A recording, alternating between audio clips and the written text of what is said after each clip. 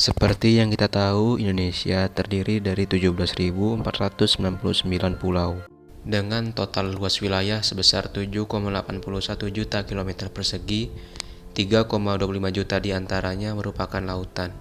Berdasarkan data administrasi kependudukan per Juni 2021, jumlah penduduk di Indonesia adalah sebanyak 272,22 juta orang.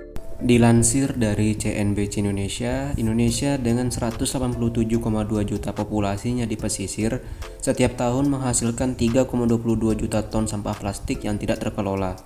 0,48 sampai 1,29 juta diantaranya diduga mencemari lautan. Bersumber dari bisnis.com, KLHK mencatat terjadinya peningkatan komposisi sampah plastik sebanyak 5-6% per tahun sejak tahun 2000. Sementara itu yang didaur ulang hanya 10-12% dari total sampah. Diperlukan pengurangan volume sampah karena TPA hanya dapat menampung 20% dari total volume sampah. Selain sampah plastik, kayu, kaleng, dan lain-lain, laut juga mengalami kerusakan akibat dari tumpahan minyak dan penangkapan spesies akuatik dengan metode yang tidak ramah lingkungan seperti menggunakan bahan peledak ataupun pukat harimau. Berdasarkan penelitian yang dilakukan oleh Lembaga Ilmu Pengetahuan Indonesia atau LIPI pada tahun 2017, total keseluruhan ruas terumbu karang di Indonesia mencapai 2,5 juta hektar. Namun 35,15% diantaranya sudah rusak. Bagaimana jika hal ini dibiarkan dalam waktu yang lama? Sesuai dengan Sustainable Development Goals yang diusung oleh PBB, kami menawarkan solusi yang berhubungan dengan SDGs nomor 7 dan SDGs nomor 14. Pada SDGs nomor 7, kami berfokus pada poin 2 tentang peningkatan secara substansif proporsi energi terbarukan dalam energi campuran global. Dan pada SDGs nomor 14, kami berfokus pada poin 1 tentang mencegah dan mengurangi segala jenis polusi ke lautan, dan poin 2 tentang pengelolaan dan pelindungan ekosistem laut dan pesisir. Kami memperkenalkan Ryoshi, kapal pembersih laut dan budidaya terumbu karang dengan teknologi modern, sebagai usaha perbaikan kondisi laut. Ryoshi beroperasi dan memanfaatkan luas laut Indonesia yang berbasis modern teknologi. Kapal ini terdiri dari 2 lantai. Lantai pertama terdiri dari 3 lambung kapal.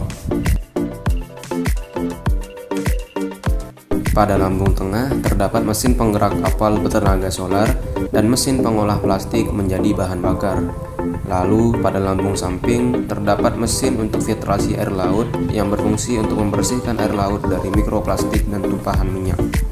Pada bagian belakang di antara lambung-lambung kapal terdapat jaring yang berfungsi untuk menangkap sampah-sampah yang dilewati oleh kapal. Lalu akan dikumpulkan pada lambung tengah kapal untuk diproses dan diolah menjadi bahan bakar. Kemudian, pada bagian depan lambung tengah kapal terdapat ruangan untuk merecharge daya drone air yang digunakan untuk mengambil sampah di dasar laut. Selanjutnya, kita akan menuju pada lantai 2 kapal yang terdiri dari ruang kendali dan ruang budidaya. Pada ruang budidaya, UV light menjadi sumber cahaya utama pada budidaya terumbu karang dan digunakan teknologi AI untuk mengawasi perkembangan terumbu karang dan penerapan sistem rekayasa evolusi sehingga terumbu karang akan tumbuh lebih cepat dan memiliki daya tahan yang lebih baik. Pada bagian atap ruang budidaya terdapat susunan solar panel yang berfungsi sebagai sumber listrik utama dalam operasional kapal. Selanjutnya kita menuju pada ruang kendali kapal yang dilengkapi dengan auto navigation. Untuk navigasi kapal sendiri memakai scanning system dan ditampilkan dalam bentuk ilusi hologram. Ruang kendali juga digunakan sebagai ruang istirahat anggota kapal dan tempat penyimpanan pasokan makanan. Gagasan ini diharapkan mampu memperbaiki kondisi laut Indonesia dengan pembersihan laut dan konservasi terumbu karang, agar potensi yang terkandung di dalamnya dapat dimanfaatkan dengan maksimal, terutama oleh masyarakat pesisir. Lokasi pilot project gagasan kami bertempat di utara Laut Jawa, Kecamatan Brondong, Kabupaten Lamongan, Provinsi Jawa Timur. Ide ini tentunya membutuhkan dukungan dari berbagai pihak untuk bekerja sama agar dapat terlaksana dengan optimal dan mampu memberikan kesempatan bagi warga pesisir untuk dapat merasakan manfaat dari laut secara maksimal.